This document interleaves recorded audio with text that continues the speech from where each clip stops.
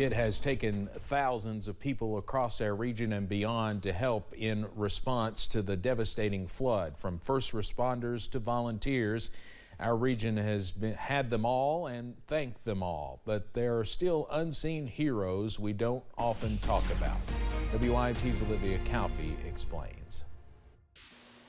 Coroner Corey Watson spent days after the flood responding to calls and contacting families with little to no sleep. I was here for 4 days and nights without electric, without power, water, anything. Doing a job that many people can't fathom. Once you see mass decedents, it mentally does bother you. If it don't, I don't think you need to be in the business, really. You should have empathy because they were somebody's family and they're still a human being. Watson says that not only are they someone's family, he knew many of them by name. I knew most of them. Most of them I've known personally, knew them first name basis, been to their house, went to church with one lady. Usually every other Sunday, we was at one of the churches together. A pain that Watson never imagined feeling. It's mentally hard. It's troubling to see so much pain and destruction. A critical part of our community that is often unnoticed. In Knott County, Olivia Calfee, WYMT Mountain News. We will have more on some of the hardships Watson faced and the needs that he still has coming up at 5:30. Mountain Comprehensive Care Center is working to help people around the region keep a check on their mental health even through the mud. After many parts of the region were covered in water during the historic flooding, mental health professionals knew they needed to cover all the bases, hitting the streets with case managers to check in on the people most impacted, from care baskets to serving meals. Mental health coordinator Christy Stiltner says it's important to work with area partners to let their neighbors know they have support through the toughest times. It's okay to get help. We've also been trying to reach out to our first responders as well that have dealt with all of the tragedy within our community, and it's going to take a while to rebuild from all of this. Stiltner says it's important for everyone to remember that your mental health is important and you are never walking through the waters alone. Well, our stationary boundary has moved southward through the area. That means that we're bringing in some much cooler, drier air as we head through tonight. Enjoy it now because things change in a hurry later this week. Outside now, though, looking okay. We still do have some of those clouds around. It's what's keeping temperatures down into the mid-70s, as you see right here in Buffalo Mountain.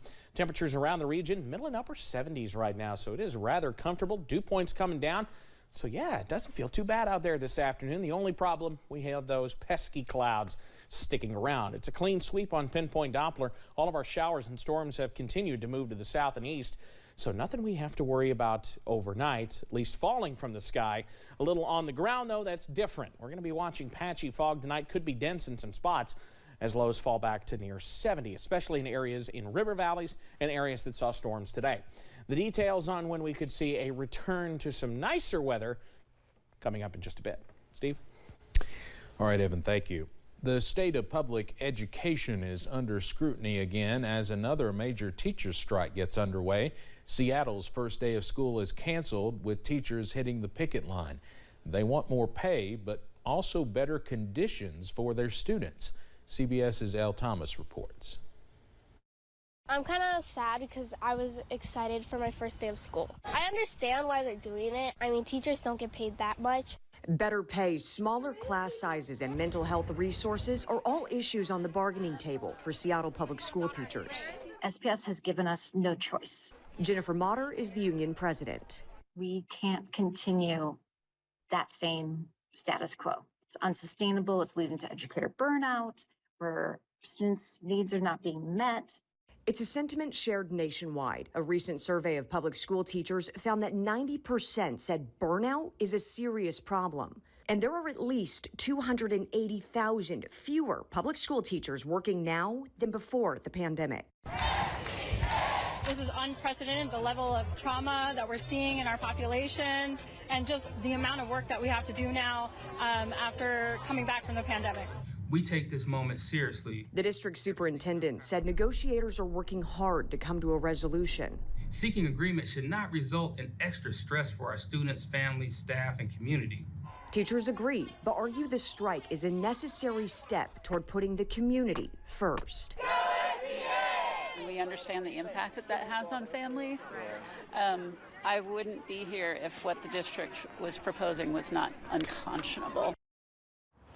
The district did propose percentage-based wage hikes for teachers who called the increases significantly smaller than their demands. A spokesperson for the district said that they were disappointed by the union's decision to strike, but added that it was still willing to negotiate on a contract.